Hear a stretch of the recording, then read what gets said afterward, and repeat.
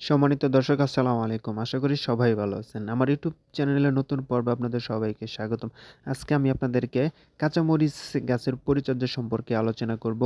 গুরুত্বপূর্ণ তথ্য দিব কিভাবে কাঁচামরিচ গাছের পরিচর্যা করতে হয়, কিভাবে কাঁচামরিচ গাছের পরিচর্যা করলে বেশি কাঁচামরিচ ধরে।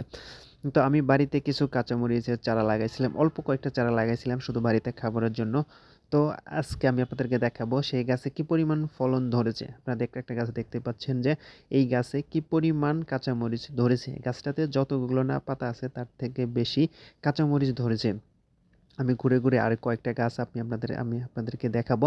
আসলে এই মরিচগুলো কারেন্ট মরিচ যেটাকে বলা হয়, মরিচগুলো খুবই ঝাল। আমি আমার জমির আঙিনাতে কয়েকটা 10 থেকে 12টা চারা আমি লাগাইছি শুধু বাড়িতে খাবারের জন্য। তো আমি চারাগুলো দেখতেছি যে চারাগুলোতে খুব বেশ মরিচ ধরেছে। আমি এর আগে কখনো এরকম মরিচ গাছ কখনো দেখি নাই। একটা গাছে যে আসলে এই পরিমাণ মরিচ ধরতে পারে এটা আমার ধারণার বাইরে ছিল। তো এই গাছগুলো অনেকেই দেখছে, অনেকেই দেখে আমাকে বলছে যে ভাই কি সার এই গাছে প্রয়োগ করেছেন এবং কিভাবে গাছের পরিচর্যা করেন যার কারণে গাছগুলোতে এত মরিচ ধরছে। তো আমি সেই সম্পর্কে আলোচনা আমি আপনাদেরকে আজকে করব। সেই সম্পর্কেই আলোচনা আজকে আমি করব। তো আমি যে কোনো চারা রোপণের জন্য প্রধান সার হিসাবে আমি ব্যবহার করি গোবর সার। আমার বাড়িতে কয়েকটা গরু আছে।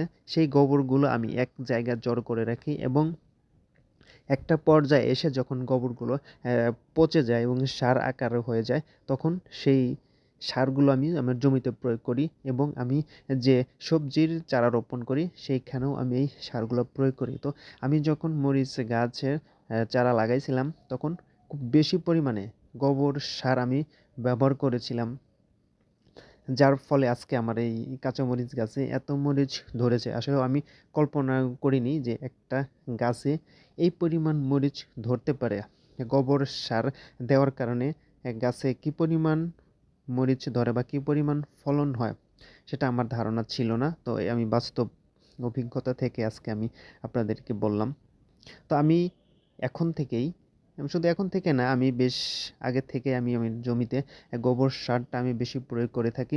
আসলেও এখন যে কীটনাশকগুলো বের হয়েছে, যে সারগুলো বের হয়েছে এগুলো কিন্তু জমির সাময়িক উপকার করলেও একটা সময় এসে কিন্তু জমির একটা ক্ষতির কারণ হয়ে দাঁড়ায়। অর্থাৎ যে সারগুলো এখন বাজারে পাওয়া যায় সারগুলো প্রয়োগ করলে কিন্তু জমিতে আহ, জমির উর্বরতা শক্তি আস্তে আস্তে কমতে থাকে।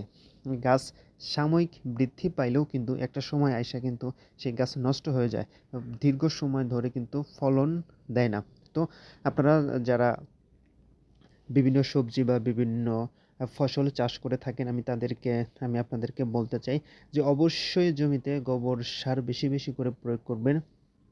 জমির উর্বরতা বৃদ্ধি পাবে এবং এই গোবর সার শুধু গাছের উর্বরতা বৃদ্ধি গাছ শুধু জমির উর্বরতা বৃদ্ধি করে না, গাছে বেশি বেশি ফলন ধরে এবং মাটিতে দীর্ঘ সময় ধরে এই মাটির রস ধরে রাখে এবং এই গাছ দীর্ঘ সময় ধরে ফলন দিয়ে থাকে। তো দর্শক, আজকে এই পর্যন্তই। পরবর্তী ভিডিও দেখার আমন্ত্রণ জানিয়ে আজকে এখানেই শেষ করছি। সবাই ভালো থাকবেন, সুস্থ থাকবেন। খোদা হাফেজ।